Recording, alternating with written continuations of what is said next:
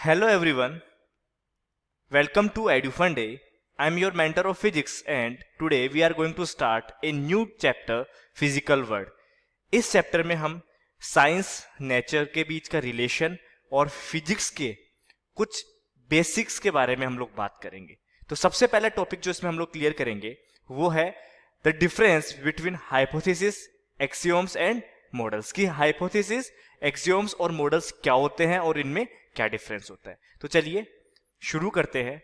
As we know कि physics और mathematics की हेल्प से हम कुछ भी प्रूफ कर सकते हैं, यानी कि फिजिक्स और मैथमेटिक्स को बेस बनाकर जो अजम्पशन हम लोग करते हैं उन्हीं अजम्पशन को हाइपोथेसिस या फिर एक्सियोम्स हम लोग बोलते हैं। तो मेनली अगर हम लोग हाइपोथेसिस और एक्सियोम्स की बात करें तो इसके लिए हमें बेस बनाना होगा फिजिक्स या मैथमेटिक्स को। जैसे कि हम अगर बात करें लॉ ऑफ ग्रेविटेशन की, तो न्यूटन ने लॉ ऑफ ग्रेविटेशन को अज्यूम करके फिर उसके ऊपर हाइपोथेसिस दी। इससे पहले भी जो अपने प्लैनेट्स हैं, ठीक है, जैसे प्लैनेट्स जो कि सन के चारों ओर मूव करते हैं, जिस तरीके से मून जो है वो अपने अर्थ के चारों तरफ मूव करते हैं, पेंडुलम है, इन सब के ऊपर ऑब्जर्वेशन एक्सपेरिमेंट हो चुके थे। लेकिन अगर लॉ ऑफ ग्रेविटेशन की बात करें तो वो लॉ ऑफ ग्रेविटेशन जो आया वो आया जब न्यूटन ने इसके बारे में अज्यूम किया और अपनी हाइपोथेसिस दी। तो सबसे पहले अगर मैं हाइपोथेसिस को डिफाइन करूं तो basically hypothesis is a supposition without assuming that it is true. Means कि किसी भी चीज के बारे में अज्यूम करना बिना ऑब्जर्वेशन के और बिना एक्सपेरिमेंट के, उसको बोलते हैं हाइपोथेसिस। यानी कि किसी भी चीज के बारे में ये अज्यूम करना, ये मानना कि वो सच है, उसको क्या बोलेंगे? हाइपोथेसिस हम बोलेंगे। अगर मैं लॉ ऑफ ग्रेविटेशन की बात करूं, हाइपोथेसिस के बारे में अगर हम लोग बात करें तो अगर मैं लॉ ऑफ ग्रेविटेशन की बात करूं तो किसी से ये पूछना that prove the universal law of gravitation, ये एक गलत क्वेश्चन होगा। क्यों? क्योंकि ये केवल और केवल एक्सपेरिमेंट और ऑब्जर्वेशन के बिहाफ पर ही वेरीफाई किया जा सकता है, अदरवाइज इसको प्रूफ नहीं किया जा सकता without experiment and without observation. क्योंकि अगर मुझे किसी को बताना है कि law of universal law of gravitation, तो मुझे इसके लिए किसी भी ऑब्जेक्ट को ऊपर फेंकना होगा जिससे वो लॉ ग्रेविटी के कारण क्या आएगी? नीचे की तरफ आएगी। और हमें पता है कि ऊपर फेंकी हुई हर चीज नीचे की तरफ ही आएगी। यानी कि यूनिवर्सल लॉ ऑफ ग्रेविटेशन जो है हम लोग ऑब्जर्वेशन एक्सपेरिमेंट से ही वेरीफाई करवा सकते हैं, इसको बाय वर्बली हम लोग प्रूफ नहीं कर सकते।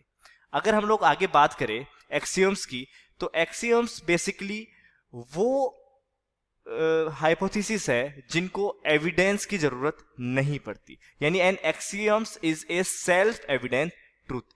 सी, अगर मैं बात करूं यहां पर हाफ प्लस हाफ की, तो ये फुल होता है, इसके लिए हमें किसी एविडेंस की जरूरत नहीं है। तो इस तरह की जो हाइपोथेसिस है उसको क्या बोलेंगे हम लोग? एक्सियम्स बोलेंगे। नाउ अगर मैं बात करूं मॉडल की, तो मॉडल क्या होता है? A model is a theory purpose to explain observed phenomena. यानी कि किसी भी ऑब्जर्वेशन को एक्सप्लेन करने के लिए, किसी भी ऑब्जर्वेशन को एक्सप्लेन करने के लिए हमने जो थ्योरी रेडी की है, या हमने जो थ्योरी लिखी है, या हमने जो थ्योरी दी है, उस थ्योरी को क्या बोलते हैं? मॉडल। सो इस तरह से हमने हाइपोथेसिस, एक्सियोम्स एंड मॉडल्स के बीच में डिफरेंस को देख लिया। अब हम लोग नए टॉपिक पे आ गए, फिजिक्स, टेक्नोलॉजी एंड सोसाइटी। तो इस टॉपिक में हम लोग बेसिकली देखेंगे कि फिजिक्स और टेक्नोलॉजी कैसे एक दूसरे से इंटररिलेटेड है और इसका सोसाइटी पर क्या इंपैक्ट होता है। नाउ सी, अगर यहां पर बात करें कि फिजिक्स और टेक्नोलॉजी में बहुत सारी एग्जांपल्स है जिनमें हम इनमें कनेक्शन देख सकते हैं। कुछ एग्जांपल्स ऐसे हैं जिनमें टेक्नोलॉजी ने फिजिक्स को राइज किया है, या फिर कुछ एग्जांपल्स ऐसे भी है जिसमें फिजिक्स ने टेक्नोलॉजी को राइज किया है। जैसे कि अगर मैं बात करूं थर्मोडायनेमिक्स की, तो थर्मोडायनेमिक्स की हेल्प से हीट इंजन की वर्किंग को समझने में हमें आसानी हुई, और इसके साथ साथ उसकी वर्किंग को हम लोग किस तरीके से इंप्रूव कर सकते हैं ये हम लोगों को पता चला। इसके अलावा कुछ और एग्जांपल है। अगर बात करें कि 18th सेंचुरी में इंग्लैंड में जो स्टीम इंजन बनाया, उस स्टीम इंजन को फिजिक्स की हेल्प से बना के एक टेक्नोलॉजी को लाया गया जिसने जो ह्यूमन सिविलाइजेशन है उसके ऊपर एक बहुत बड़ा इंपैक्ट डाला। सिमिलरली अगर बात करें 19th सेंचुरी में, तो इलेक्ट्रिसिटी एंड मैग्नेटिज्म के जो बेसिक लॉ है इनकी डिस्कवर के बिहाफ पर जो वायरलेस कम्युनिकेशन आया, वायरलेस कम्युनिकेशन टेक्नोलॉजी आई, इसने भी ह्यूमन सिविलाइजेशन को काफ़ी इम्पेक्ट किया है। ठीक है, इसके कुछ और एग्जाम्पल हम लोग देख सकते हैं, जैसे कि सिलिकॉन चिप। जब फिजिक्स की ने सिलिकॉन चिप दी तो उसकी हेल्प से कंप्यूटर रिवॉल्यूशन आया, जिसके कारण 20वीं सेंचुरी में एक अलग ही टेक्नोलॉजी हम लोगों को मिली। साथ ही अगर मैं बात करूं एक सिग्निफिकेंट एरिया की, किस बारे में, अगर मैं बात करूं अल्टरनेटिव एनर्जी रिसोर्सेज की, तो इस फिजिक्स की हेल्प से हमने बहुत सारे अल्टरनेटिव एनर्जी रिसोर्स को भी क्या किया, डेवलप किए, जिससे कि एनर्जी प्रोड्यूस करने में हमें फायदा हुआ।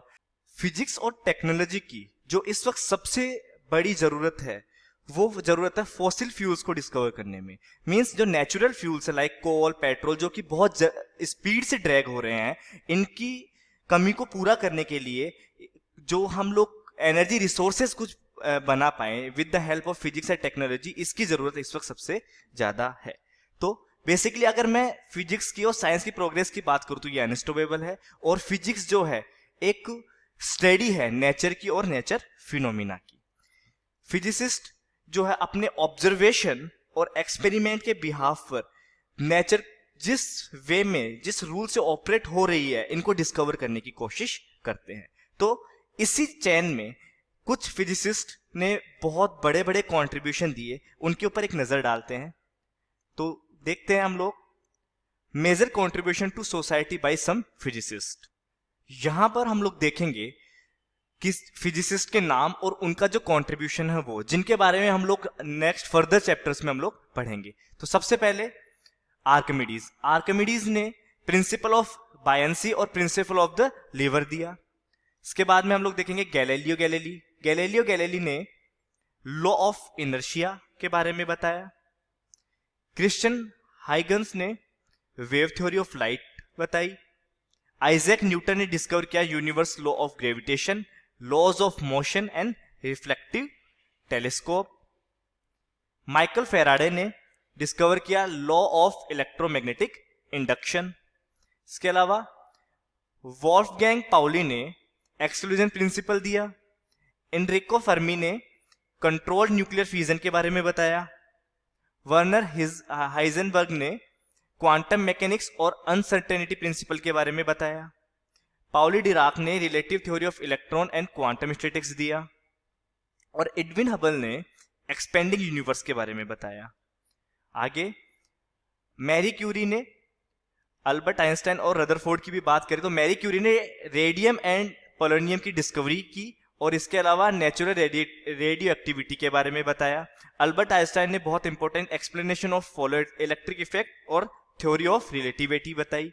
इसके अलावा रदरफोर्ड ने nuclear model of atom, Niels Bohr ने बताया quantum model of hydrogen atom, और सीवी रमन ने दिया in elastic scattering of light by molecules. तो ये कुछ फिजिसिस्ट के कारण के द्वारा जो मेजर कंट्रीब्यूशन है फिजिक्स में, उसके वो हम लोगों ने देखे, जिनके बारे में हम लोग फर्दर टॉपिक्स, फर्दर चैप्टर्स में पढ़ेंगे। Now thank you for watching Edufun day.